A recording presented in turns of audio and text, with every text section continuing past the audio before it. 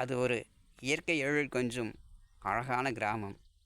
வயல்வெளிகளிலும் காடு கழனிகளிலும் காலை முதல் மாலை வரை வியர்வை சிந்தி உழைக்கும் வெள்ளந்தி மனிதர்கள் வாழும் செம்மண் பூமி. அந்த செம்மண் பூமியிலும் அந்த வெள்ளந்தி மனிதர்கள் மத்தியிலும் சில ஆண்ட பரம்பரையினர் சாதி என்னும் நஞ்சை விதைத்து அந்த மக்களை பிரித்து வைத்து சாதி என்றும் ஆண்ட பரம்பரை என்றும் அடிமை பரம்பரை என்றும் ஆண்டு வந்து வந்தார்கள். அப்படி சாதி என்னும் தீ தலைவிரித்து ஆடிக்கொண்டிருந்த அந்த கிராமத்தில் ஒரு அழகான பள்ளிக்கூடம். அந்த பள்ளிக்கூடத்திலே ஒரு அடித்தட்டிலே இருக்கும் நம் நாயகனுக்கும் அவனை விட கொஞ்சம் மேல் சாதியில் இருக்கும் நம் நாயகிக்கும் மலர்ந்த ஒரு காதல். அது காதலா இல்லை நட்பா உறவா தெரியாது. அதை பற்றின ஒரு அழகான கதைதான் இந்த ஆறாத வடுக்கள்.